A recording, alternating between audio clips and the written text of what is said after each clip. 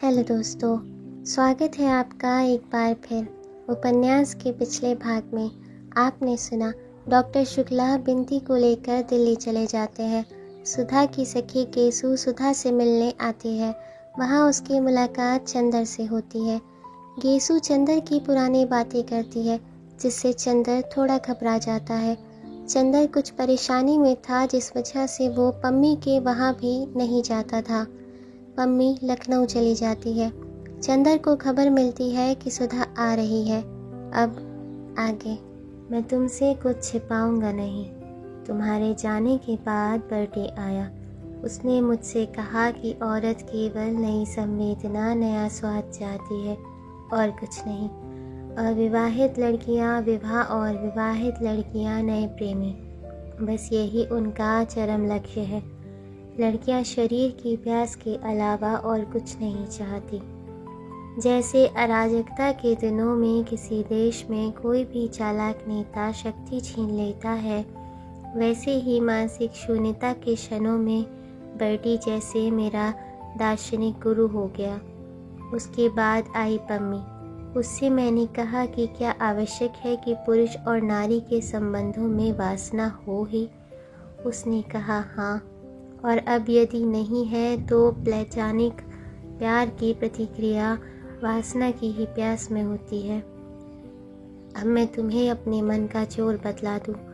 मैंने सोचा कि तुम भी अपने वैवाहिक जीवन में रम गई हो। शरीर की प्यास ने तुम्हें अपने में डुबो दिया है, और जो अरुचि तुम मेरे सामने व्यक्त करती हो वह केवल दिखावा है।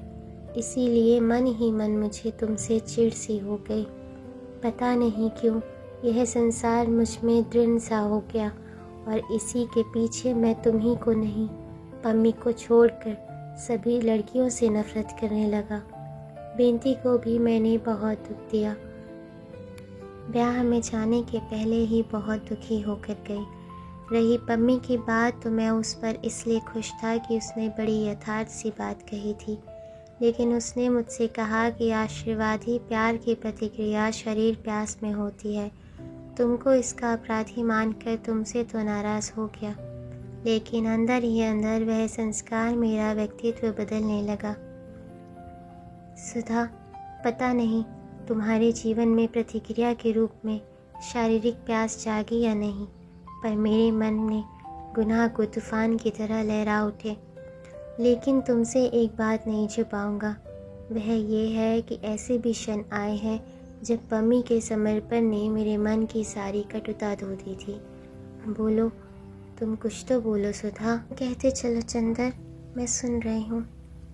हाँ, लेकिन उस दिन गेसु आई। उसने मुझे फिर पुराने दिनों की याद दिला दी, और फिर जैसे पम्मी के लिए आकर्षण उखड़ सा गया। अच्छा सुधा, एक बात बताओ, तुम यह मानती हो कि कभी कभी एक व्यक्ति के माध्यम से दूसरे व्यक्ति की भावनाओं की अनुभूति होने लगती है? क्या मतलब? मेरा मतलब, जैसे मुझे केसु की बातों में उस दिन ऐसा लगा जैसे तुम बोल रही हो। और दूसरी बात तुम्हें बताऊं, तुम्हारे पीछे बिनती रही मेरे पास। सारे अंधेरे में वही एक रोशनी थी, बड़ी क्षीण, टिमटिमाती हुई, सारहीन सी। बल्कि मुझे तो लगता था कि वह रोशन ही इसलिए थी कि उसमें तुम्हारी रोशनी थी। मैंने कुछ दिन बिंती को बहुत प्यार किया। मुझे ऐसा लगता था कि अभी तक तुम मेरे सामने थी, अब तुम उसके माध्यम से आती हो। लगता था जैसे वह एक व्यक्तित्व नहीं है, तुम्हारे व्यक्तित्व का ही अंश है। उस लड़की में जिस अंश तक तुम थी, वह अंश बार बार मेरे मन में रस उभार देता था। क्यों सुधा, मन की यह भी कैसी अजब सी गति है। सुधा थोड़ी देर चुप रही, फिर बोली, भागवत में एक जगह एक टीका में हमने पढ़ा था, चंदर की जिसको भगवान बहुत प्यार करते हैं उसमें उनकी अंशाभिव्यक्ति होती है। बहुत बड़ा वैज्ञानिक सत्य है ये। मैं बिंती को बहुत प्यार करती हूँ चंदर।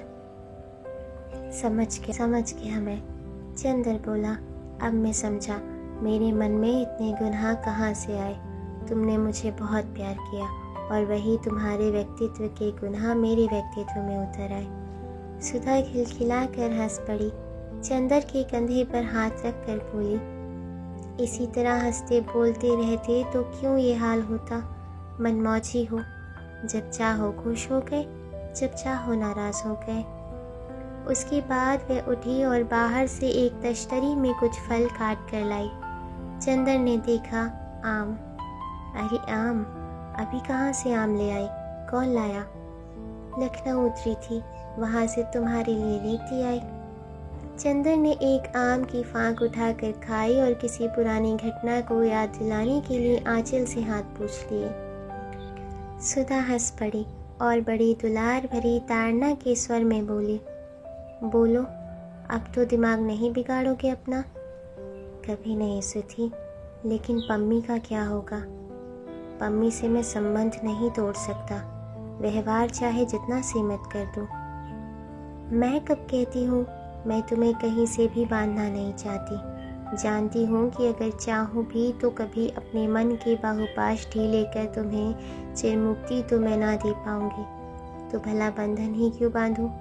पम्मी शाम को आएगी शायद। दरवाज़ा खटका और गेसू ने प्रवेश किया। आकर दौड़कर सुधा से लिपट गई। चंदर उठकर चला आया। चली कहाँ भाईजान, बैठिए ना। नहा लूँ तब आता हूँ। चंदर चल दिया। वह इतना खुश था कि बाथरूम में खूब गाता रहा और नहा चुकने के बाद उसे ख्याल आया कि उसने बनियान उतारी ही नहीं थी। नहाकर कपड़े बदल कर वह आया तब भी गुनगुना रहा था। कमरे में आया तब देखा गेसू अकेली बैठी है। सुधा कहाँ गई?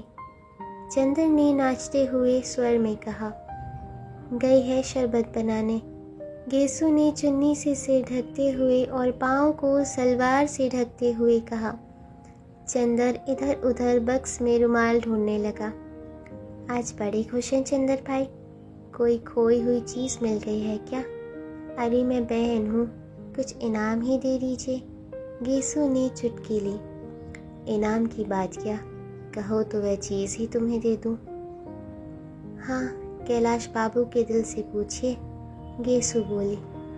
उनके दिल से तुम ही बात कर सकती हो। गेसू ने छीप कर मुँह फेर लिया। सुधा हाथ में 2 गिलास लिए आई। लो गेसू, पियो। एक गिलास गेसू को देकर बोली, चंदर लो, तुम पियो ना। नहीं, मैं नहीं पीऊँगी, बर्फ़ मुझे नुकसान करेगी। सुधा ने चुपचाप कहा।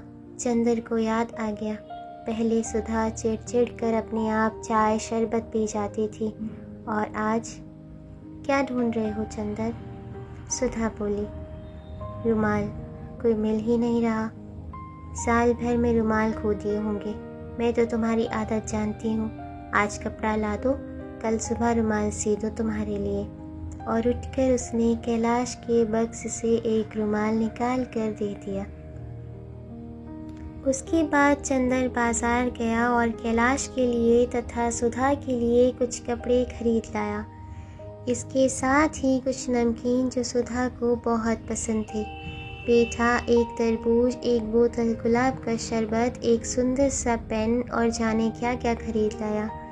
सुधा ने देखकर कहा, पापा नहीं है फिर भी लगता है मैं मायके आई हूँ। लेकिन वह कुछ खा पी नहीं सकी। चंदर खाना खाकर लॉन में बैठ गया। वहीं उसने अपनी चरपाई डलवा ली। सुधा के बिस्तर छत पर लगे थे। उसके पास महाराजन सोने वाली थी। सुधा एक तश्तरी में तरबूज काट कर ले आई और कुर्सी डालकर चंदर भी चारपाई के पास बैठ गया। चंदर तरबूज खाता रहा। थोड़ी देर बाद सुधा बोली, चंदर, बिनती के बारे में तुम्हारी क्या राय है? राय क्या होती है? बहुत अच्छी लड़की है, तुमसे तो अच्छी ही है। चंदर ने छेड़ा। अरे मुझसे अच्छी तो दुनिया है, लेकिन एक बात पूछें? बहुत गंभीर बात है। क्या? तुम बिनती से ब्याह कर लो। बिनती से? कुछ दिमाग तो नहीं खराब हो गया है? नहीं, इस बारे में पहले ये बोले कि चंदर से बिनती का ब्याह क्यों नहीं करते। तो मैंने चुपचाप पापा से पूछा। पापा बिल्कुल राज़ी है, लेकिन बोले मुझसे कि तुम ही कहो चंदर से। कर लो चंदर, बुआ जी अब दखल नहीं देंगी। चंदर हंस पड़ा। अच्छी खुराफातें तुम्हारे दिमाग में उठती हैं। याद है एक बार और तुमने ब्याह करने के लिए कहा था? सुधा के मुंह से हल्का निश्वास निकल पड़ा। हाँ याद है। खैर तब की बात दूसरी थी, अब तो तुम्हें कर लेना चाहिए। नहीं सुधा, शादी तो मुझे नहीं करनी। तुम कह क्यों रही हो? तुम मेरे बिनती के संबंधों को गलत तो नहीं समझ रही हो? नहीं जी, लेकिन ये जानती हूँ कि बिनती तुम पर अंधश्रद्धा रखती है। उससे अच्छी लड़की तुम्हें मिलेगी नहीं। कम से कम जिंदगी तुम्हारी व्यवस्थित हो जाएगी। चंदर हंसा। मेरी जिंदगी शादी से नहीं प्यार से सुधरेगी सुधा। कोई ऐसी लड़की ढूंढ दो जो तुम्हारी जैसी हो, प्यार करे तो मैं समझूं भी कि तुमने कुछ किया मेरे लिए। शादी वादी बेकार है। और कोई बात करनी है या नहीं? नहीं चंदर, शादी तो तुम्हें करनी ही होगी। अब मैं ऐसे तुम्हें नहीं रहने दूंगी। बिनती से ना करो तो दूसरी लड़की ढूंढूंगी, लेकिन शादी करनी होगी और मेरी पसंद से करनी होगी। चंदर एक उपेक्षा की हंसी हंस कर रह गया। सुधा उठ खड़ी हुई। क्यों चल दी? हाँ, अब नींद आ रही होगी तुम्हें, सो। चंदर ने रोका नहीं। उसने सोचा था सुधा बैठेगी, जाने कितनी बातें करेंगे। वह सुधा से उसका सब हाल पूछेगा, लेकिन सुधा तो जाने तटस्थ, निरपेक्ष और अपने में सीमित सी हो गई है कि कुछ समझ में नहीं आता। उसने चंदर से सब कुछ जान लिया, लेकिन चंदर के सामने उसने अपने मन को कहीं जाहिर ही नहीं होने दिया। सुधा उसके पास होकर भी जाने कितनी दूर थी। सरोवर में डूबकर पंछी प्यासा था। करीब घंटा भर बाद सुधा दूध का गिलास लेकर आई। चंदर को नींद आ गई थी। वह चंदर के सिरहाने बैठ गई। चंदर, सो गए क्या? क्यों? चंदर घबरा कर उठ बैठा। लो दूध पी लो, सुधा बोली। दूध हम नहीं पिएंगे। पी लो, देखो बर्फ और शरबत मिला दिया है, पीकर तो देखो। नहीं, हम नहीं पिएंगे। अब जाओ, हमें नींद लग रही है। चंदर गुस्सा था। पी लो मेरे राज दुलारे, चमक रहे हैं चांद सितारे। सुधा ने लोरी गाते हुए चंदर को अपनी गोद में खींचकर बच्चों की तरह ग्लास चंदर के मुंह से लगा दिया। चंदर ने चुपचाप दूध पी लिया। सुधा ने ग्लास नीचे रख दिया। चंदर, तुमने पंखा तो छत पर लगा दिया है, तुम कैसे सोओगे? मुझे नींद आ जाएगी। चंदर फिर लेट गया। सुधा उठी नहीं। वह दूसरी पार्टी से हाथ टेक कर चंदर के वक्ष के आर पार फूलों की धनुष सी झुककर बैठ गई। एकादशी का स्निग्ध पवित्र चंद्रमा आसमान की नीली लहरों पर अधखिले बेल के फूल की तरह कांप रहा था। दूध में नहाए हुए झोंके चांदनी से आंख मिचोली खेल रहे थे। चंदर आंखें बंद किए पड़ा था और उसकी पलकों पर, उसके माथे पर, उसके होठों पर चांदी की पंखुड़ियां बरस रही थी। सुधा ने चंदर का कॉलर ठीक किया और बड़े ही मधुर स्वर में पूछा, चंदर, नींद आ रही है? नहीं, नींद उचट गई। चंदर ने आंख खोल कर देखा। एकादशी का पवित्र चंद्रमा आकाश में था और पूजा में अभिषिक्त एकादशी की उदास चांदनी उसके वक्ष पर झुकी हुई थी। उसे लगा जैसे पवित्रता और अमृत का चंपई बादल उसके प्राणों में लिपट गया है। उसने करवट बदल कर कहा, सुधा, जिंदगी का एक पहलू खत्म हुआ, दर्द की एक मंजिल खत्म हो गई, थकान भी दूर हो गई, लेकिन अब आगे का रास्ता समझ में नहीं आता। क्या करूं? करना बहुत है चंदर। अपने अंदर की बुराई से लड़ लिए, अब बाहर की बुराई से लड़ो। मेरा तो सपना था चंदर कि तुम बड़े आदमी बनोगे। अपने बारे में तो जो कुछ सोचा था वह सब नसीब ने तोड़ दिया। अब तुम ही को देखकर कुछ संतोष मिलता है। तुम जितने ऊंचे बनोगे उतना ही चैन मिलेगा, वरना मैं तो नरक में भून रही हूँ। सुधा, तुम्हारी इसी बात से मेरी सारी हिम्मत, सारा बल टूट जाता है। अगर तुम अपने परिवार में सुखी होती तो मेरा भी साहस बंधा रहता। तुम्हारा ये हाल, तुम्हारा ये स्वास्थ्य, ये असमय वैराग्य और पूजा, ये घुटन देखकर लगता है क्या करूं, किसके लिए करूं? मैं भी क्या करूं चंदर? मैं ये जानती हूँ कि अब ये भी मेरा बहुत ख्याल रखते हैं, लेकिन इस बात पर मुझे और भी दुख होता है। मैं इन्हें संतुलित नहीं कर पाती और उनकी खुलकर उपेक्षा भी नहीं कर पाती। ये अजब सा नरक है मेरा जीवन भी, लेकिन यह ज़रूर है चंदर कि तुम्हें ऊंचा देखकर मैं ये नरक भी भोग ले जाऊंगी। तुम दिल मत छोटा करो, एक ही ज़िंदगी की बात है, उसके बाद। लेकिन मैं पुनर्जन्म में विश्वास ही नहीं करता। तब तो और भी अच्छा है, इसी जन्म में जो सुख दे सकते हो दे लो, जितना ऊंचे उठ सकते हो उठ लो। तुम जो रास्ता बताओ वह मैं अपनाने के लिए तैयार हूँ। मैं सोचता हूँ अपने व्यक्तित्व से ऊपर उठूँ, लेकिन मेरे साथ एक शर्त है, तुम्हारा प्यार मेरे साथ रहे। तुम्हें अलग कब रहा चंदर? तुम्ही ने जब चाहा मुँह फेर लिया, लेकिन अब नहीं। काश कि तुम एक क्षण का भी अनुभव कर पाती कि तुमसे दूर वहाँ वासना के कीचड़ में फंसी हुई मैं कितनी व्याकुल, कितनी व्यथित हूँ, तो तुम्हें ऐसा कभी न करते। मेरे जीवन में जो कुछ अपूर्णता रह गया है चंदन, उसकी पूर्णता, उसकी सिद्धि तुम ही हो। तुम ही मेरे जन्म जन्मांतर की शांति की सौगंध हो। तुम इस तरह न करना, बस ब्याह कर लो और दृढ़ता से ऊंचाई की ओर चलो।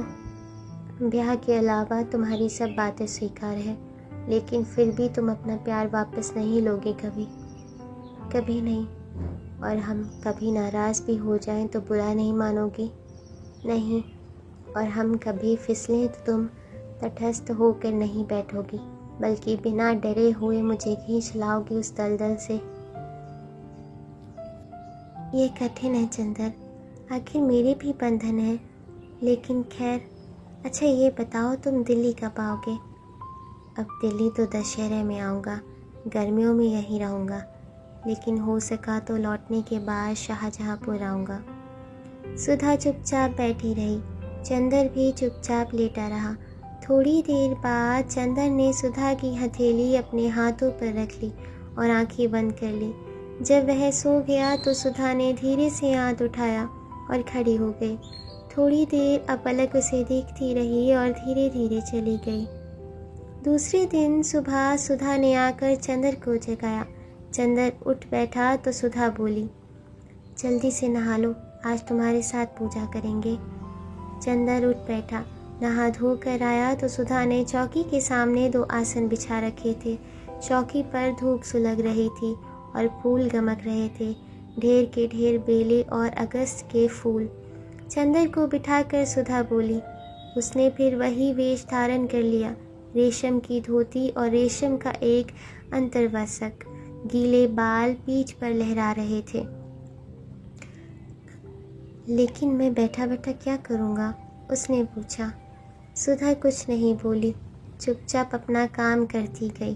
थोड़ी देर बाद उसने भागवत खोली और बड़े मधुर स्वरों में गोपिका गीत पढ़ती रही। चंदर संस्कृत नहीं समझता था, पूजा में विश्वास नहीं करता, लेकिन वह क्षण जाने कैसा लग रहा था। चंदर की सांस में धूप की पावन सौरभ के डोरे कुद गए थे। उसके घुटनों पर रह रह कर सतह स्नाता सुधा के भीगे केशों से गीले मोती चू पड़ते थे। कृषिकाय उदास और पवित्र सुधा के पूजा के प्रसाद जैसे मधुर स्वर में श्रीमद् भागवत के श्लोक उसकी आत्मा को अमृत से धो रहे थे। लगता था जैसे इस पूजा के श्रद्धान्वित बेला में उसके जीवन भर की भूलें, कमजोरियाँ, गुनाह सभी धुलता जा रहा था। जब सुधा ने भागवत बंद करके रख दिया तो पता नहीं क्यों चंदर ने प्रणाम कर लिया। भागवत को या भागवत की पुजारिन को, यह नहीं मालूम। सुधा थोड़ी देर बाद पूजा की थाली उठाई और उसने चंदर के माथे पर रोली लगा दी। अरे मैं? हाँ तुम, और कौन? मेरी तो दूसरा कोई नहीं, सुधा बोली और ढेर के ढेर फूल चंदर के चरणों पर चढ़ाकर झुककर चंदर के चरणों को प्रणाम कर लिया। चंदर ने घबरा कर पाँव खींच लिए। मैं इस योग्य नहीं हूँ सुधा, क्यों लज्जित कर रही हो? सुधा कुछ नहीं बोली। अपने आंचल से एक छलकता हुआ आंसू पोंछकर नाश्ता लाने चली गई। जब वह यूनिवर्सिटी से लौटा तो देखा सुधा मशीन रखी कुछ सिल रही है। चंदर ने कपड़े बदल कर पूछा, कहो क्या सिल रही हो? रुमाल और बनियान। कैसे काम चलता था तुम्हारा? ना संदूक में एक भी रुमाल है, ना एक भी बनियान। लापरवाही की भी हद है, तभी कहती हूँ ब्याह कर लो। हाँ, किसी दर्जी की लड़की से ब्याह करवा दो। चंदर खाट पर बैठ गया और सुधा मशीन पर बैठी बैठी सिलती रही। थोड़ी देर बाद सहसा उसने मशीन रोक दी और एकदम से घबरा कर उठी। क्या हुआ सुधा? बहुत दर्द हो रहा है। वह उठी और खाट पर बेहोश सी पड़ रही। चंदर दौड़कर पंखा उठा लाया और झलने लगा। डॉक्टर बुला लाऊं? नहीं, अभी ठीक हो जाऊंगी। उबकाई आ रही है। सुधा उठी। जाओ मत, मैं पीकदान उठा लाता हूँ। चंदर ने पीकदान उठा कर रख दिया और सुधा की पीठ सहलाने लगा। फिर सुधा हाफते से लेट गई। चंदर दौड़कर इलायची और पानी ले आया। सुधा ने इलायची खाई और फिर पड़ रही। उसके माथे पर पसीना झलक आया। अब कैसी तबीयत है सुधा? बहुत दर्द है अंग अंग में। मशीन चलाना नुकसान कर गया। सुधा ने बहुत क्षीण स्वर में कहा। जाऊं किसी डॉक्टर को बुला लाऊं? बेकार है चंदर, मैं तो लखनऊ में दिखा आई। इस रोग का क्या इलाज है? ये तो ज़िंदगी भर का अभिशाप है। क्या बीमारी बताई तुम्हें? कुछ नहीं, बताओ ना। क्या बताऊं चंदर? सुधा ने बड़ी कातर निगाहों से चंदर की ओर देखा और फूट फूट कर रो पड़ी। बुरी तरह से सकने लगी। सुधा चुपचाप पड़ी करहाती रही। चंदर ने अटैची में से दवा निकाल कर दी। कॉलेज नहीं गया। 2 घंटे बाद सुधा कुछ ठीक हुई। उसने एक गहरी सांस ली और तकिए के सहारे उठकर बैठ गई। चंदर ने और कई तकिए पीछे रख दिए। 2 ही घंटे में सुधा का चेहरा पीला पड़ गया। चंदर चुपचाप उदास बैठा रहा। उस दिन सुधा ने न खाना खाया, सिर्फ फल लिए। दोपहर को 2 बजे भयंकर लू में कैलाश वापस आया और आते ही चंदर से पूछा, सुधा की तबीयत तो ठीक रही? यह जान कर के सुबह खराब हो गई थी। वह कपड़े उतारने के पहले सुधा के कमरे में गया और अपने हाथ से दवा देकर फिर कपड़े बदलकर सुधा के कमरे में जाकर सो गया। बहुत थका मालूम पड़ता था। चंदर आकर अपने कमरे में कॉपियाँ जांचता रहा। शाम को कामिनी, प्रभा तथा कई लड़कियां जिन्हें केसू ने खबर दे दी थी आई और सुधा और कैलाश को घेरे रही। चंदर उनकी खातिर तवज्जो में लगा रहा। रात को कैलाश ने उसे अपनी छत पर बुला लिया और चंदर के भविष्य के कार्यक्रम के बारे में बात करता रहा। जब कैलाश को नींद आने लगी तब वह उठकर लॉन पर लौट आया और लेट गया। बहुत देर तक उसे नींद नहीं आई। वह सुधा की तकलीफ़ों के बारे में सोचता रहा। उधर सुधा बहुत देर तक करवटें बदलती रही। यह 2-3 दिन सपनों की तरह बीत गए और कल वह फिर चली जाएगी चंदर से दूर, ना जाने कब तक के लिए। सुबह से ही सुधा जैसे बुझ गई थी। कल तक तो उसमें उल्लास वापस आ गया था। वह जैसे कैलाश की चाह ने ही ग्रस लिया था। चंदर ने कॉलेज का आखिरी दिन खत्म किया।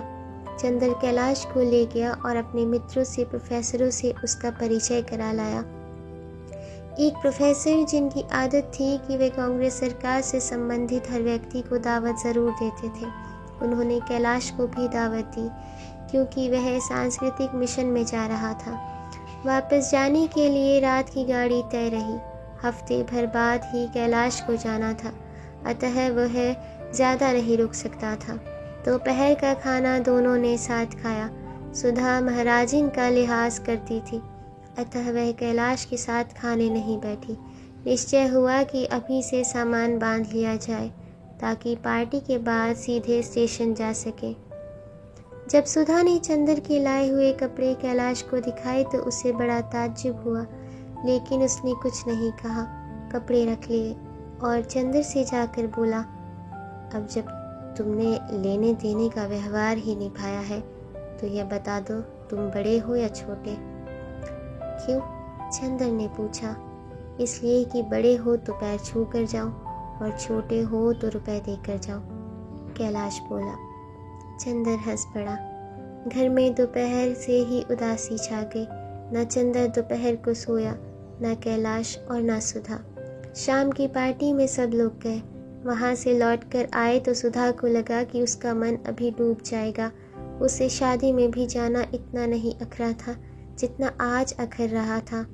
मोटर पर सामान रखा था तो वह खंबे से टिककर खड़ी रो रही थी। महाराजिन एक टोकरी में खाने का सामान बांध रही थी। कैलाश ने देखा तो बोला, रो क्यों रही हो? छोड़ जाए तुम्हें यहीं, चंदर से संभलेगा। सुधा ने आंसू पोंछकर आंखों से डांटा, महाराजन सुन रहे हैं कि नहीं? मोटर तक पहुँचते पहुँचते सुधा फूट फूट कर रो पड़ी और महाराजन उसे गले से लगाकर आंसू पोंछने लगी। फिर बोली, रोवो ना बिटिया, अब छोटे बाबू का ब्याह कर दे तो 2-3 महीना आयके रह जाब, तो हर सास छोड़िए कि नहीं। सुधा ने कुछ जवाब नहीं दिया और 5 रुपए का नोट महाराजन के हाथ में थमा कर आ बैठी। ट्रेन प्लेटफॉर्म पर आ गई थी। सेकंड क्लास में चंदर ने इन लोगों का बिस्तर लगवा दिया, सीट रिजर्व करवा दी। गाड़ी छूटने में अभी 1 घंटा भर देर थी। सुधा की आंखों में विचित्र सा भाव था। कल तक की दृढ़ता, तेज उल्लास बुझ गया था और अजब सी कातरता आ गई थी। वह चुप बैठी थी। चंदर से जब नहीं देखा गया तो वह उठकर प्लेटफॉर्म पर टहलने लगा। कैलाश भी उतर गया। दोनों बातें करने लगे।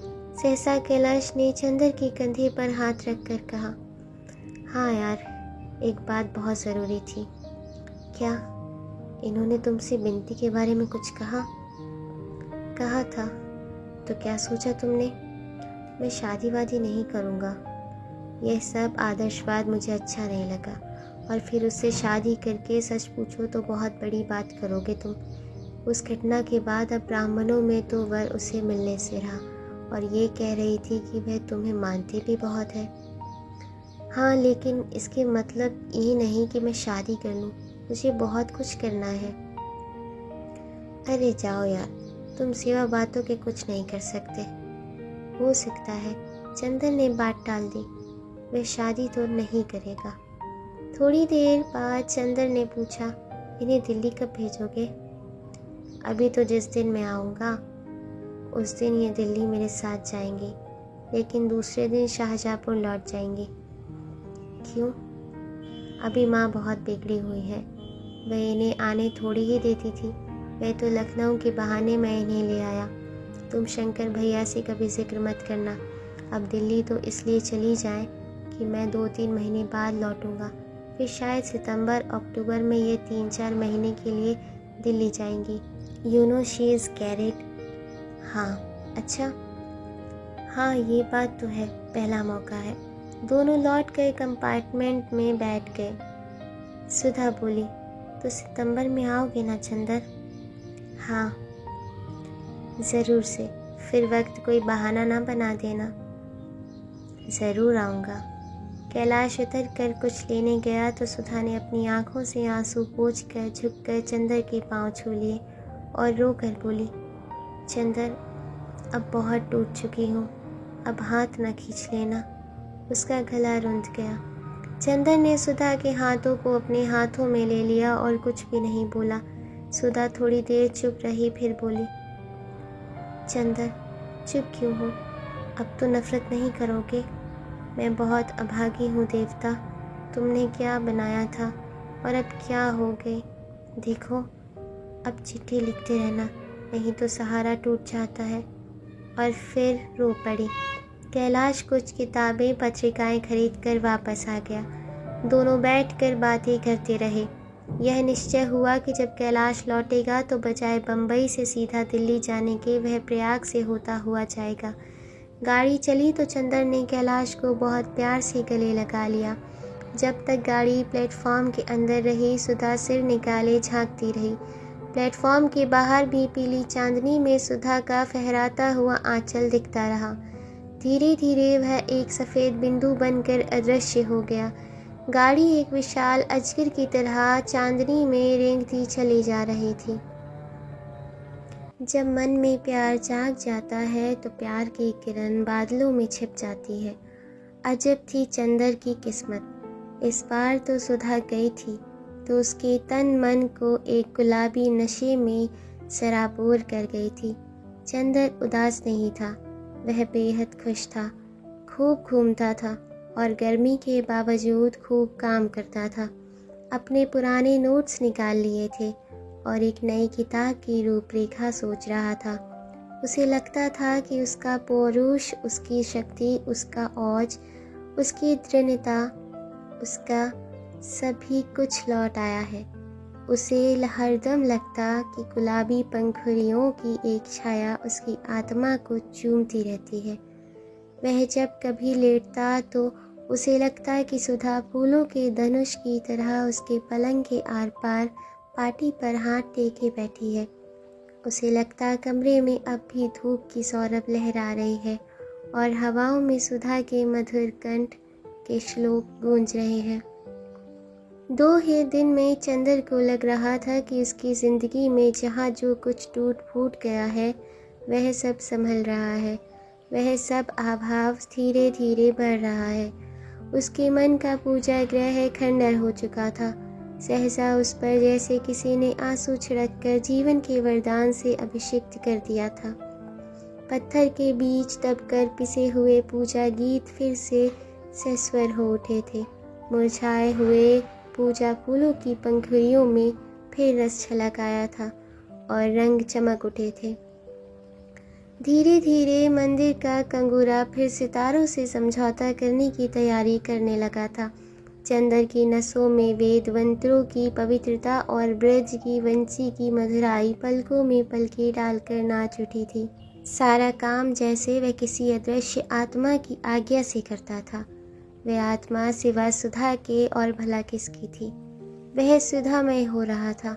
उसके कदम कदम में, बात बात में, सांस सांस में सुधा का प्यार फिर से लौट आया था।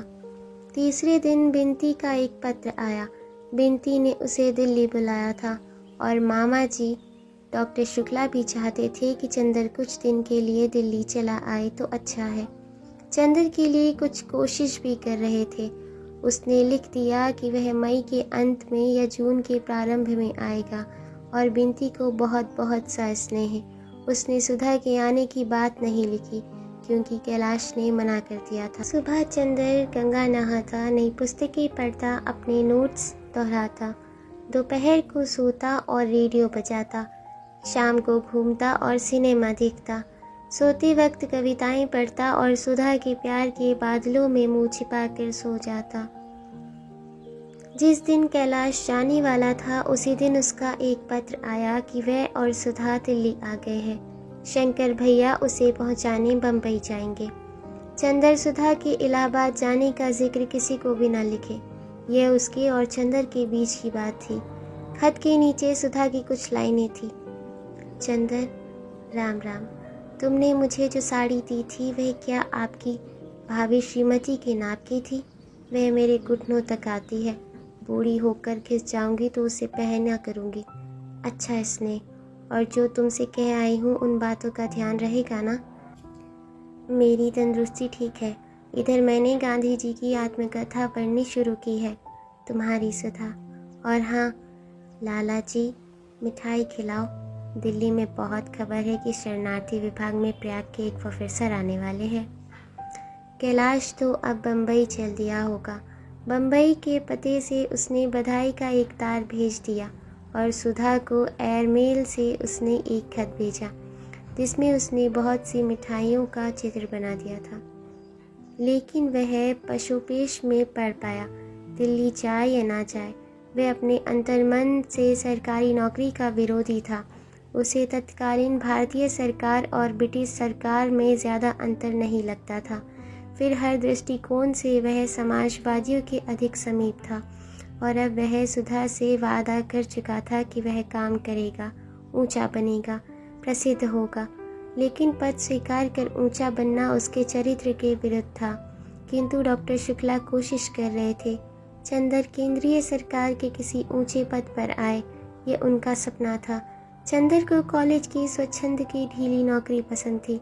अंत में उसने यह सोचा कि पहले नौकरी स्वीकार कर लेगा, बाद में फिर कॉलेज चला जाएगा।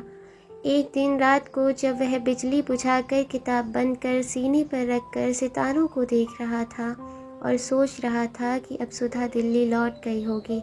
अगर दिल्ली रह गया तो बंगले में किसे टिकाया जाएगा। इतने में किसी व्यक्ति ने फाटक खोलकर बंगले में प्रवेश किया। उसे ताज्जुब हुआ कि इतनी रात को कौन आ सकता है, और वह भी साइकिल लेकर। उसने बिजली जला दी। तार वाला था। साइकिल खड़ी कर तार वाला लॉन पर चला गया और तार दे दिया। दस्तखत करके उसने लिफाफा फाड़ा। तार डॉक्टर साहब का था। लिखा था कि अगली ट्रेन से फौरन चले आओ। स्टेशन पर सरकारी कार होगी, स्लेटी रंग की। उसके मन ने फौरन कहा, चंदर, हो गए तुम केंद्र में। उसकी आंखों से नींद गायब हो गई। वह उठा। अगली ट्रेन सुबह 3 बजे जाती थी। 11 बजे, अभी 4 घंटे हैं। उसने एक अटैची में कुछ अच्छे से अच्छे सूट रखे, किताबें रखी और माली को सहेज कर चल दिया। मोटर को स्टेशन से वापस लाने की दिक्कत होती। ड्राइवर अब था नहीं, अतः नौकर को अटैची देकर पैदल चल दिया। राह में सिनेमा से लौटता हुआ रिक्शा मिल गया। चंदर ने 2nd क्लास का टिकट लिया और ठाठ से चला। कानपुर में उसने शादी चाय पी और इटावा में रेस्टोरेंट बार में जाकर खाना खाया।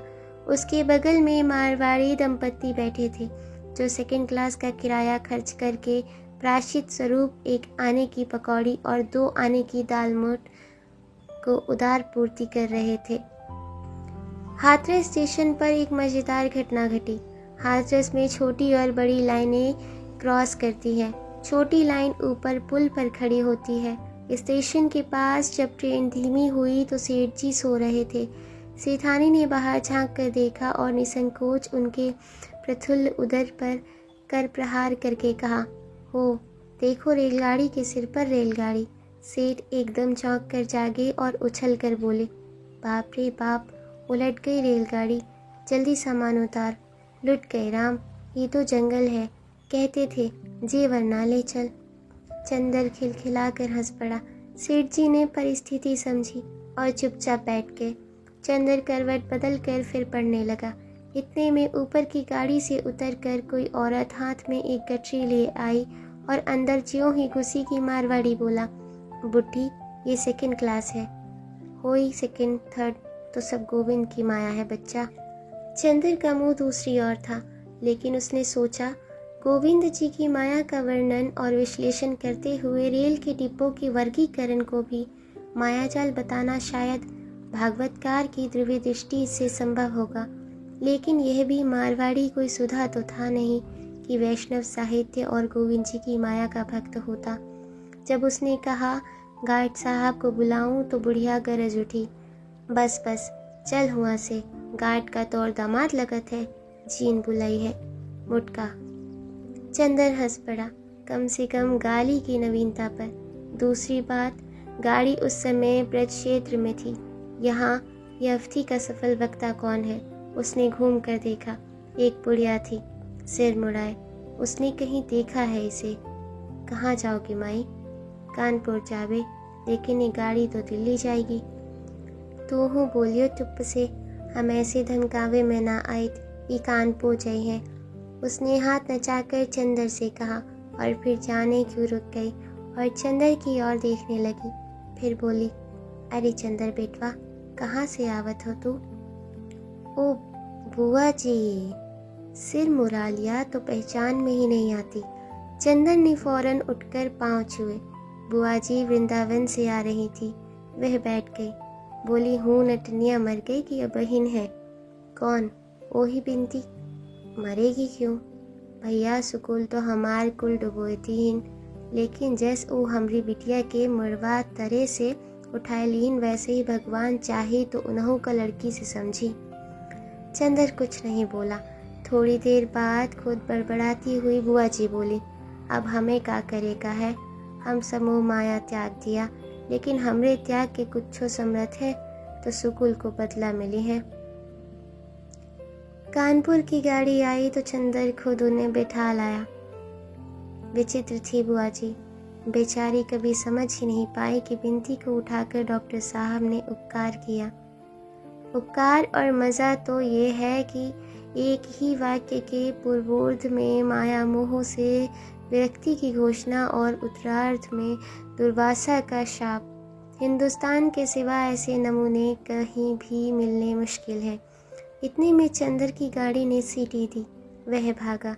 बुआ जी ने चंदर का ख्याल छोड़कर अपने बगल के मुसाफिर से लड़ना शुरू कर दिया। वह दिल्ली पहुंचा। 2-3 साल पहले भी वह दिल्ली आया था, लेकिन अब दिल्ली स्टेशन की चहल पहल ही दूसरी थी। गाड़ी घंटा भर लेट थी, 9 बज चुके थे। अगर मोटर ना मिली तो भी इतनी मशहूर सड़क पर डॉक्टर साहब का बंगला था कि चंदर को विशेष दिक्कत ना होती।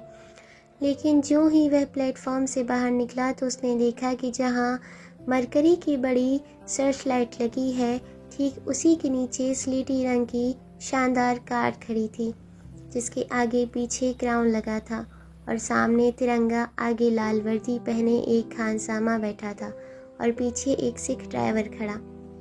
चंदर का सूट चाहे जितना अच्छा हो, लेकिन इस शान के लायक तो नहीं था। फिर भी वह बड़े रौब से गया और ड्राइवर से बोला, ये किसकी मोटर है? सरकारी गड्डी है जी। सिख ने अपनी प्रतिभा का परिचय दिया। क्या ये डॉक्टर शुक्ला ने भेजी है? जी हाँ हुजूर। एकदम उसका स्वर बदल गया। आप ही उनके लड़के हैं, चंदर बहादुर साहब। उसने उतरकर सलाम किया। दरवाज़ा खोला। चंदर बैठ गया। कुली को एक अटैची के लिए एक अठन्नी दी। मोटर उड़ चली। चंदर बहुत उदार विचारों का था, लेकिन आज तक वह डॉक्टर साहब की 19वीं सदी वाली पुरानी कार पर ही चढ़ा था। इस राज मुकुट और राष्ट्रीय ध्वज से सुशोभित मोटर पर खानसामे के साथ चढ़ने का उसका पहला ही मौका था। उसे लगा जैसे इस समय तिरंगे का गौरव और महान ब्रिटिश साम्राज्य के इस क्राउन का शासनदम उसके मन को उड़ाए लिए जा रहा है। चंदर तन कर बैठा, लेकिन थोड़ी देर बाद स्वयं उसने अपने मन पर हंसी आ गई। फिर वह सोचने लगा कि जिस लोगों के हाथ में आज शासन सत्ता है, मोटरों और खानसामों ने उनके हृदय को इस तरह बदल दिया है, वे भी तो बेचारे आदमी हैं, इतने दिनों से प्रभुता के प्यासे। बेकार हम लोग उन्हें गाली देते हैं। फिर चंदर उन लोगों का ख्याल करके हंस पड़ा। दिल्ली में इलाहाबाद की अपेक्षा कम गर्मी थी। कार एक बंगले के अंदर मुड़ी और पोर्टिको में रुक गई। बंगला नए सादे अमेरिकन ढंग का बना हुआ था। खानसामे ने उतरकर दरवाज़ा खोला। चंदर उतर पड़ा। ड्राइवर ने हॉर्न दिया। दरवाज़ा खुला और बिनती निकली। उसका मुंह सूखा हुआ था, बाल अस्त व्यस्त थे और आंखें जैसे रो रो कर सूज गई थी। चंदर का दिल धक से हो गया। राह भर के सुनहरे सपने टूट गए। क्या बात है बिनती, अच्छी तो हो? चंदर ने पूछा। आओ चंदर, बिनती ने कहा और अंदर जाते ही दरवाज़ा बंद कर दिया और चंदर की बाह पकड़कर सिसक कर रो पड़ी। चंदर घबरा गया। क्या बात है, बताओ ना, डॉक्टर साहब कहाँ हैं? अंदर है। तब क्या हुआ, तुम इतनी दुखी क्यों हो? चंदर ने बिनती के सिर पर हाथ रख कर पूछा। उसे लगा जैसे इस समस्त वातावरण पर किसी बड़े भयानक मृत्युदूत के पंखों की काली छाया है। क्या बात है, बताती क्यों नहीं? बिनती बड़ी मुश्किल से बोली। दीदी, सुधा दीदी। चंदर को लगा जैसे उस पर बिजली टूट पड़ी। क्या हुआ सुधा को? बिनती कुछ नहीं बोली। उसे ऊपर ले गई और कमरे के पास जाकर बोली, उसी में है दीदी। कमरे के अंदर की रोशनी उदास, फीकी और बीमार थी। एक नर्स सफ़ेद पोशाक पहने पलंग के सिरहाने खड़ी थी और कुर्सी पर सिर झुकाए डॉक्टर साहब बैठे थे। पलंग पर चादर ओढ़े सुधा पड़ी थी। नर्स सामने थी, अतः सुधा का चेहरा नहीं दिखाई पड़ रहा था। चंदर के भीतर पांव रखते ही नर्स ने आँख के इशारे से कहा, बाहर जाइए। चंदर ठिठक कर खड़ा हो गया। डॉक्टर साहब ने देखा और वह भी उठकर चले आए। क्या हुआ सुधा को? क्या हुआ सुधा को? चंदर ने बहुत व्याकुल, बहुत कातर स्वर में पूछा। डॉक्टर साहब कुछ नहीं बोले। चुपचाप चंदर के कंधे पर हाथ रखे हुए अपने कमरे में आए और बहुत भारी स्वर में बोले, हमारी बिटिया गई चंदर। और आंसू छलक आए। क्या हुआ उसे? चंदर ने फिर उतने ही दुख स्वर में पूछा। डॉक्टर साहब क्षण भर पथराई आंखों से चंदर की ओर देखते रहे, फिर सिर झुकाकर बोले, अबॉर्शन। थोड़ी देर बाद सिर उठाकर व्याकुल की तरह चंदर का कंधा पकड़कर बोले, चंदर किसी तरह बचाओ सुधा को। क्या करें, कुछ समझ में नहीं आता। अब बचेगी नहीं, परसों से होश नहीं आया। जाओ कपड़े बदलो, खाना खा लो, रात भर जागरण होगा।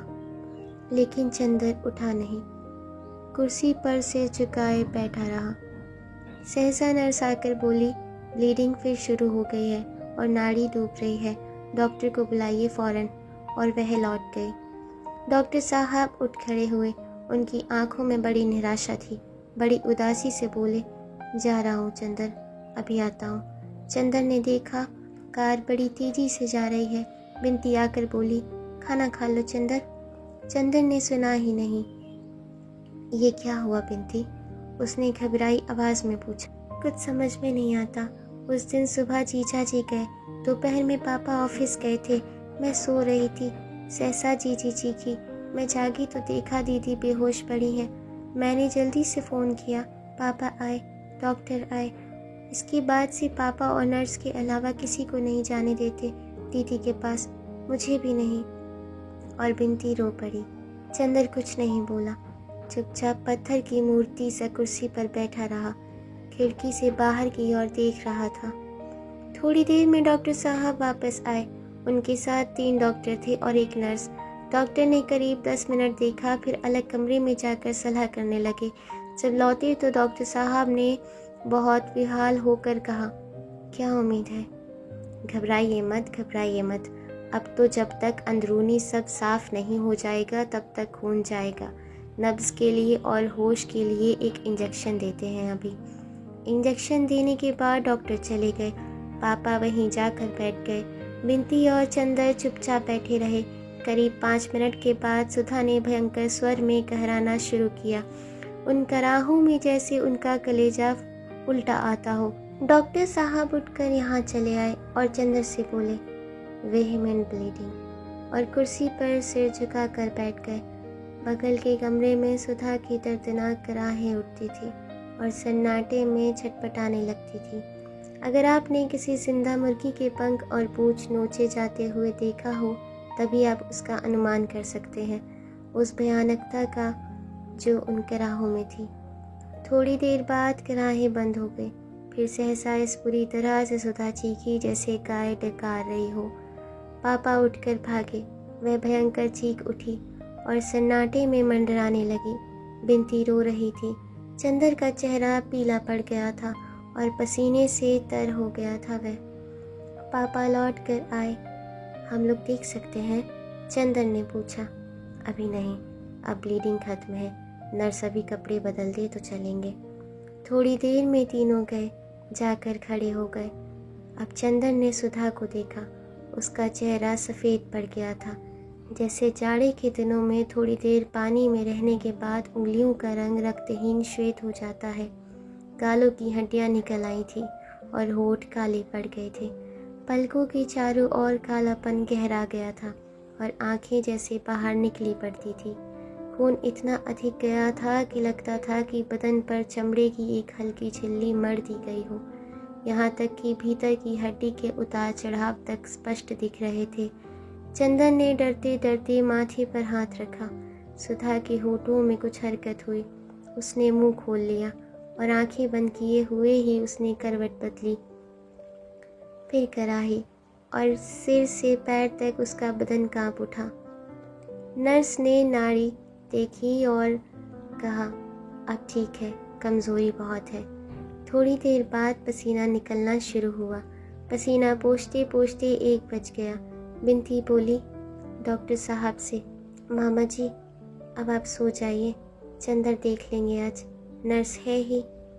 डॉक्टर साहब की आंखें लाल हो रही थी। सबके कहने पर वे अपनी सीट पर लेट रहे। नर्स बोली, मैं बाहर आराम कुर्सी पर थोड़ा बैठ लूँ, कोई ज़रूरत हो तो मुझे बुला लेना। चंदर जाकर सुधा के सिरहाने बैठ गया। बिंती बोली, तुम थके हुए आए हो, चलो तुम भी सो रहो, मैं देख रही हूँ। चंदर ने कुछ जवाब नहीं दिया, चुपचाप बैठा रहा।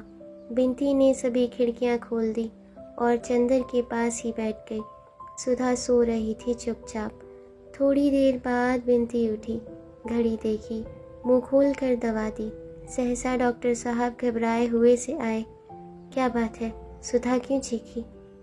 कुछ नहीं, सुधा तो सो रही है। चुपचाप बिंती बोली। अच्छा, मुझे नींद में लगा कि वह चीखी है। फिर वह खड़े खड़े सुधा का माथा सहलाते रहे, फिर लौट गए। नर्स अंदर थी। बिंती चंदर को बाहर ले आई और बोली, देखो, तुम कल जीजा जी को एक तार दे देना, लेकिन अब वो होंगे कहाँ? विशाखापट्टनम या कोलंबो में जहाजी कंपनी के पते से दिलवा देना तार। दोनों फिर जाकर सुधा के पास बैठ गए। नर्स बाहर सो रही थी। 3:30 बज गए थे। ठंडी हवा चल रही थी। बिंती चंदर के कंधे पर सिर रख कर सो गई। सहसा सुधा के होठ हिले और उसने कुछ अस्फुट स्वर में कहा। चंदर ने सुधा के माथे पर हाथ रखा। माथा सहसा जलने लगा था। चंदर घबरा उठा। उसने नर्स को जगाया। नर्स ने बगल में थर्मामीटर लगाया। तापक्रम 105 था। सारा बदन जल रहा था और रह रह कर वह कांप उठती थी। चंदर ने फिर घबरा कर नर्स की ओर देखा। घबराइए मत, डॉक्टर अभी आएगा। लेकिन थोड़ी देर में हालत और बिगड़ गई और फिर उसी तरह दर्दनाक कराहें सुबह की हवा में सिर पटकने लगी। नर्स ने इन लोगों को बाहर भेज दिया और बदन अंगोछने लगी।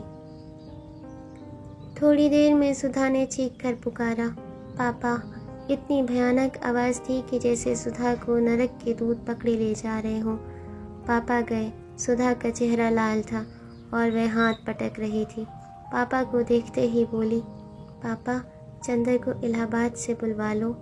चंदर आ गया है बेटा, अभी बुलाते हैं। ज्यों ही पापा ने माथे पर हाथ रखा कि सुधा चीख उठी, तुम पापा नहीं हो, कौन हो तुम?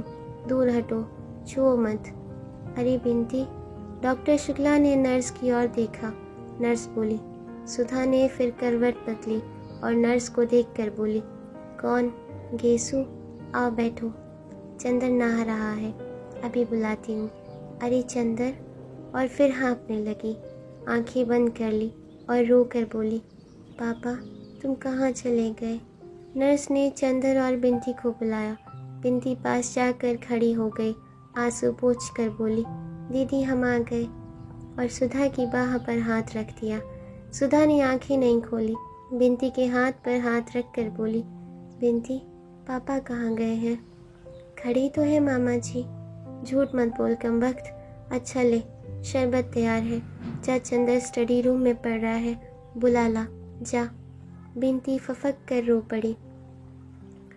रोती क्यों है? सुधा ने कहरा कर कहा, मैं जाऊंगी तो चंदर को तेरे पास छोड़ जाऊंगी। जा चंदर को बुला ला, नहीं बर्फ खुल जाएगी। शरबत छान लिया है। चंदर आगे आया, रूंधे गले से आंसू पीते हुए बोला, सुधा आंखें खोलो, हम आ गए सुधी। डॉक्टर साहब कुर्सी पर पड़े सिसक रहे थे। सुधा ने आंखें खोली और चंदर को देखते ही फिर बहुत ज़ोर से चीखी, तुम ऑस्ट्रेलिया से लौट आए? झूठे, तुम चंदर हो? क्या मैं तुम्हें पहचानती नहीं? अब क्या चाहिए? इतना कहा, तुमसे हाथ जोड़ा, मेरी क्या हालत है, लेकिन तुम्हें क्या? जाओ यहाँ से, वरना मैं अभी सिर पटक दूंगी। और सुधा ने सिर पटक दिया। नहीं गए? नर्स ने इशारा किया। चंदर कमरे के बाहर आया और कुर्सी पर सिर झुककर बैठ गया। सुधा ने आंखें खोली और फटी फटी आंखों से चारों ओर देखने लगी। फिर नर्स से बोली, गेसु तुम बहुत बहादुर हो, तुमने अपने को बेचा नहीं, अपने पैर पर खड़ी हो, किसी के आश्रय में नहीं हो, कोई खाना कपड़ा देकर तुम्हें खरीद नहीं सकता। गेसु, बिंती कहाँ गई? मैं खड़ी हूँ दीदी। अच्छा, पापा कहाँ हैं? सुधा ने करहा कर कहा। डॉक्टर साहब उठकर आ गए। बेटा, बड़े दुलार से सुधा के माथे पर हाथ रखकर बोले। सुधा रो पड़ी। कहाँ थे पापा अभी तक तुम? हमने इतना पुकारा, ना तुम बोले ना चंदर बोला। हमें तो डर लग रहा था, इतना सूना था। जाओ, महाराजन ने रोटी सेक ली है, खा लो। हाँ, ऐसे बैठ जाओ। लो पापा, हमने नान खटाई बनाई है। डॉक्टर शुक्ला रोते हुए चले गए। बिंती ने चंदर को बुलाया। देखा, चंदर कुर्सी पर हथेली में मुँह छिपाए बैठा था। बिंती गई और चंदर के कंधे पर हाथ रखा। चंदर ने देखा और सिर झुका लिया। चलो चंदर, दीदी फिर बेहोश हो गई। इतने में नर्स बोली, वह फिर होश में आई है, आप लोग वहीं चलिए। सुधा ने आंखें खोल दी। चंदर को देखते ही बोली, चंदर आओ। कोई मास्टर ठीक किया तुमने? जो कुछ पढ़ा था वो भूल रही हूँ, अब इम्तिहान में पास नहीं होंगी। डिलीरियम अब भी है, नर्स बोली। सहसा सुधा ने चंदर का हाथ छोड़ दिया और झट से हथेलियां आंखों पर रख ली थी और बोली, ये कौन आ गया? ये चंदर नहीं है, चंदर नहीं है। चंदर होता तो मुझे डांटता, क्यों बीमार पड़ी? अब बताओ, मैं चंदर को क्या जवाब दूंगी? चंदर को बुला दो गेसु। जिंदगी में दुश्मनी निभाई, अब मौत में तो ना निभाए। उफ, मरीज के पास इतने आदमी, तभी डेलीरियम होता है। सहसा डॉक्टर ने प्रवेश किया। कोई दूसरा डॉक्टर था, अंग्रेज था। बिंती और चंदर बाहर चले आए। बिंती बोली, ये सिविल सर्जन है, उसने खून मंगवाया। देखा, फिर डॉक्टर शुक्ला को भी हटा दिया, सिर्फ नर्स रह गई। थोड़ी देर बाद वह निकला तो उसका चेहरा स्याह था। क्या ये प्रेगनेंसी पहली मर्तबा थी? जी हाँ, डॉक्टर ने सिर हिलाया और कहा। डॉक्टर शुक्ला, मवाद आ रहा है, कल तक सारे बदन में फैल जाएगा। किस बेवकूफ़ डॉक्टर ने देखा था? चंदन ने फ़ोन किया, एम्बुलेंस कार आ गई, सुधा को उठाया गया। दिन बड़ी ही चिंता में बीता। 3-3 घंटे पर इंजेक्शन लग रहे थे। दोपहर को 2 बजे इंजेक्शन ख़त्म कर डॉक्टर ने एक गहरी सांस ली और बोला, कुछ उम्मीद है, अगर 12 घंटे तक हार्ट ठीक रहा तो आपकी लड़की आपको वापस दूंगा। बड़ा भयानक दिन था। बहुत ऊंची छत का कमरा, दालानों में टाट के पर्दे पड़े थे और बाहर गर्मी की भयानक लू हू हू करती हुई दानवों की तरह मुंह फाड़े दौड़ रही थी। डॉक्टर साहब सिरहाने बैठे थे, पथरीली निगाहों से सुधा के पीले मृतपाय चेहरे की ओर देखते हुए। बिंती और चंदर बिना कुछ खाए पिए चुपचाप बैठे थे। रह रह कर बिंती से सक उठती थी, लेकिन चंदर ने मन पर पत्थर रख लिया। वह एक टक एक और देख रहा था। कमरे में वातावरण शांत था। रह रह कर बिंती की सिसकियाँ, पापा के निश्वासें तथा घड़ी की निरंतर टिक टिक सुनाई पड़ रही थी। चंदर का हाथ बिंती की गोद में था। एक मूक संवेदना ने बिंती को संभाल रखा था। चंदर कभी बिंती की ओर देखता, कभी घड़ी की ओर, सुधा की ओर नहीं देख पाता था। दुख अपनी पूरी चोट करने के वक्त अक्सर आदमी की आत्मा और मन को क्लोरोफॉर्म सुखा देता है। चंदर कुछ भी सोच नहीं पा रहा था, संज्ञाहत, नीरव, निश्चेष्ट। घड़ी की सुई अविराम गति से चल रही थी। सर्जन कई दफे आए। नर्स ने आकर टेम्परेचर लिया। रात को 11 बजे टेम्परेचर उतरने लगा। डॉक्टर शुक्ला की आंखें चमक उठी। ठीक 12:05 पर सुधा ने आंखें खोल ली। चंदर ने बिंती का हाथ मारे खुशी के दबा दिया। बिंती कहाँ है? बड़े क्षीण स्वर में पूछा। सुधा ने आंख घुमा कर देखा। पापा को देखते ही मुस्कुरा पड़ी। बिंती और चंदर उठकर आ गए। चंदर, तुम आ गए, हमारे लिए क्या लाए? पगली कहेंगी। मारी खुशी के चंदर का गला भर आया। लेकिन तुम इतनी देर में क्यों आए चंदर? कल रात को ही आ गए थे हम। चलो चलो, झूठ बोलना तो तुम्हारा धर्म बन गया। कल रात को आ गए होते तो अभी तक हम अच्छे भी हो गए होते। और हाँफने लगी। सर्जन आया। बात मत करो, उसने कहा।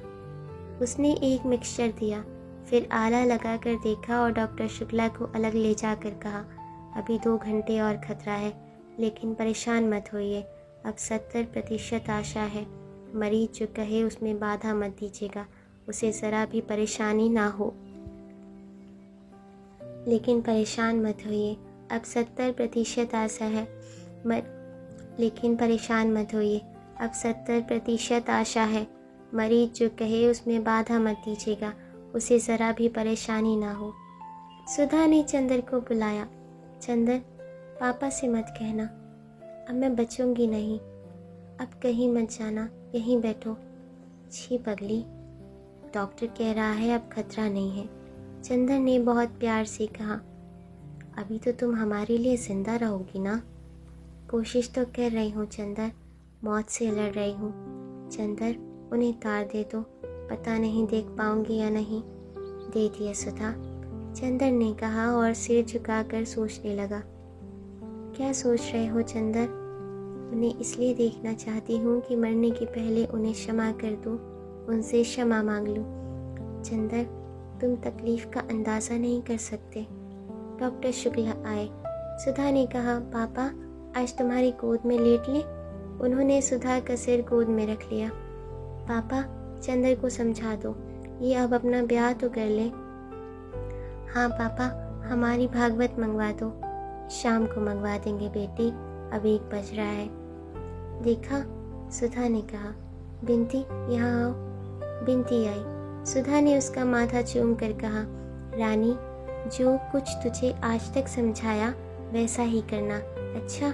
पापा तेरे जिम्मे है। बिंती रोकर बोली, दीदी ऐसी बातें क्यों करती हो? सुधा कुछ ना बोली, गोद से हटाकर से तकिए पर रख लिया। जाओ पापा, अब सो रहो तुम। सो लूँगा बेटी, जाओ, नहीं हम फिर अच्छे नहीं होंगे, जाओ। सर्जन का आदेश था कि मरीज के मन के विरुद्ध कुछ नहीं होना चाहिए। डॉक्टर शुक्ला चुपचाप उठे और बाहर बिछे पलंग पर लेट रहे। सुधा ने चंदर को बुलाया, बोली, मैं झुक नहीं सकती। बिंती, यहाँ आ, चंदर के पैर छू। अरे अपने माथे में नहीं पगली, मेरी माथे से लगा दे, मुझसे झुका नहीं जाता। बिंती ने रोते हुए सुधा के माथे में चरण धूल लगा दी। रोती क्यों है पगली? मैं मर जाऊं तो चंदर तो है ही। अब चंदर तुझे कभी नहीं रुलाएगा, चाहे पूछ लो। इधर आओ चंदर, बैठ जाओ, अपना हाथ मेरे होठों पर रख दो, ऐसे। अगर मैं मर जाऊं तो रोना मत चंदर, तुम ऊंचे बनोगे तो मुझे बहुत चैन मिलेगा।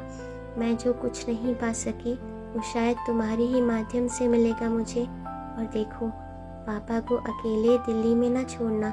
लेकिन मैं मरूंगी नहीं चंदर, ये नरक भोग कर भी तुम्हें प्यार करूंगी। मैं मरना नहीं चाहती, जाने फिर कभी तुम मिलो या ना मिलो। चंदर, कितनी तकलीफ है चंदर, हम लोगों ने कभी ऐसा नहीं सोचा था। अरे हटो चंदर। सहसा सुधा की आंखों में फिर अंधेरा छा गया। भागो चंदर, तुम्हारे पीछे कौन है? चंदर घबरा कर उठ गया, पीछे कोई नहीं था। अरे चंदर, तुम्हें पकड़ रहा है। चंदर, तुम मेरे पास आओ। सुधा ने चंदर का हाथ पकड़ लिया। बिंती भागकर डॉक्टर साहब को बुलाने गई। नर्स भी भाग कर आई। सुधा चीख रही थी, तुम हो कौन? चंदर को नहीं ले जा सकते। मैं चल तो रही हूँ। चंदर, मैं जाती हूँ, इसके साथ घबराना मत, मैं अभी आती हूँ। तुम तब तक चाय पी लो। नहीं, मैं तुम्हें उस नरक में नहीं जाने दूंगी। मैं जा तो रही हूँ। बिंती, मेरी चप्पल ले आ। अरे पापा, कहाँ है पापा? और सुधा का सिर चंदर की बाह पर लुढ़क गया। बिंती को नर्स ने संभाला और डॉक्टर शुक्ला पागल की तरह सर्जन के बगले की ओर दौड़े। घड़ी ने टन टन 2 बजाए। जब एम्बुलेंस कार पर सुधा का शव बंगले पहुंचा तो शंकर बाबू आ गए थे बहू को विदा कराने। जिंदगी की यांत्रणा चक्र एक वृत्त पूरा कर चुका था। सितारे एक क्षितिज से उठकर आसमान पार कर दूसरे क्षितिज तक पहुंच चुके थे। 1.5 साल पहले सहसा जिंदगी की लहरों में उथल पुथल मच गई थी और विशुद्ध महासागर की तरह भूखी लहरों की बाहें पसार कर वह किसी को दबोच लेने के लिए हुंकार उठी थी। अपनी भयानक लहरों के शिकंजे में सभी को झकझोर, सभी के विश्वासों और भावनाओं को चकनाचूर कर अंत में सबसे प्यारे, सबसे मासूम और सबसे सुकुमार व्यक्तित्व को निकलकर अब धरातल शांत हो गया। तूफान थम गया था, बादल खुल गए थे और सितारे फिर आसमान के घोंसलों से भयभीत विहंग शावकों की तरह झांक रहे थे। डॉक्टर शुक्ला छुट्टी लेकर प्रयाग चले आए थे। उन्होंने पूजा पाठ छोड़ दिया था। उन्हें कभी किसी ने गाते हुए नहीं सुना था। अब वह सुबह उठकर लॉन पर टहलते और एक भजन गाते थे। बिनती जो इतनी सुंदर थी, अब केवल खामोश पीढ़ा और अवशेष स्मृति की छाया मात्र थी। चंदर शांत था, पत्थर हो गया था, लेकिन उसके माथे का तेज बुझ गया था और वह बूढ़ा सा लगने लगा था। और यह सब केवल 15 दिनों में। जेठ दशहरे के दिन डॉक्टर साहब बोले, चंदर आज जाओ, उसके फूल छोड़ाओ, लेकिन देखो शाम को जाना, जब वहाँ भीड़ भाड़ ना हो। अच्छा। और चुपचाप टहल कर गुनगुनाने लगे। शाम को चंदर चला तो बिनती भी चुपचाप साथ हो ली। न बिनती ने आग्रह किया, न चंदर ने स्वीकृति दी। दोनों खामोश चल दिए। कार पर चंदर ने बिनती की गोद में गठरी रख दी। त्रिवेणी पर कार रुक गई। हल्की चांदनी मैले कफन की तरह लहरों की लाश पर पड़ी हुई थी। दिन भर कमा कर मल्लाह थक कर सो रहे थे। एक बूढ़ा बैठा चिलम पी रहा था। चुपचाप उसकी नाव पर चंदर बैठ गया। बिनती उसकी बगल में बैठ गई। दोनों खामोश थे। सिर्फ पतवारों की छप छप सुन पड़ती थी। मल्लाह ने तख्त के पास नाव बांध दी और बोला, नहा ले बाबू। वह समझता था बाबू सिर्फ घूमने आए हैं। जाओ। वह दूर तख्तों की कतार के उस छोर पर जाकर खो गया। फिर दूर दूर तक फैला संगम और सन्नाटा। चंदर सिर झुकाए बैठा रहा। बिनती सिर झुकाए बैठी रही। थोड़ी देर बाद बिनती सिसक पड़ी। चंदर ने सिर उठाया और फौलादी हाथों से बिनती का कंधा झकझोर कर बोला, बिनती, यदि रोई तो यहीं फेंक देंगे उठाकर, कमबख्त, अभागी। बिनती चुप हो गई। चंदर चुपचाप बैठा तख्त के नीचे से गुजरती हुई लहरों को देखता रहा। थोड़ी देर बाद उसने गठरी खोली, फिर रुक गया। शायद फेंकने का साहस नहीं हो रहा था। बिनती ने पीछे से आकर एक मुट्ठी राख उठा ली और अपने आंचल में बांधने लगी। चंदर ने चुपचाप उसकी ओर देखा। फिर झपट कर उसने बिनती का आंचल पकड़कर राख छीन ली और गुर्राता हुआ बोला, बदतमीज कहीं की, राख ले जाएगी अभागी। और झट से कपड़े सहित राख फेंक दी और आगन्य दृष्टि से बिनती की ओर देखकर फिर सिर झुका लिया। लहरों में राख एक जहरीले पनियाले सांप की तरह लहराती हुई चली जा रही थी। बिनती चुपचाप सिसक रही थी। नहीं चुप होगी। चंदर ने पागलों की तरह बिनती को ढकेल दिया। बिनती ने बांस पकड़ लिया और चीख पड़ी। चीख से चंदर जैसे होश में आ गया था। थोड़ी देर चुपचाप रहा, फिर छुपकर अंजलि में पानी लेकर मुंह धोया और बिनती के आंचल से पूछकर बहुत मधुर स्वर में बोला, बिनती, रो मत। मेरी समझ में नहीं आता कुछ भी, रो मत। चंदर का गला भर आया और आंख में आंसू छलक आए। चुप हो जाओ रानी, मैं अब इस तरह कभी नहीं करूँगा। उठो, अब हम दोनों को निभाना है। बिनती। चंदर ने तख्त पर छीना झपटी में बिखरी हुई राख चुटकी में उठाई और बिनती की मांग में भरकर मांग चूम ली। उसके होठ राख में सन गए। सितारे टूट चुके थे। तूफान खत्म हो चुका था। नाव किनारे पर आकर लग गई थी। मल्लाह को चुपचाप रुपए देकर बिनती का हाथ थाम कर चंदर ठोस धरती पर उतर पड़ा। मुर्दा चांदनी में दोनों छायाएं मिलती जुलती हुई चल दी। गंगा की लहरों में बहता हुआ राख का सांप टूट फूट कर बिखर चुका था और नदी फिर उसी तरह बहने लगी थी जैसे कभी कुछ हुआ ही ना हो।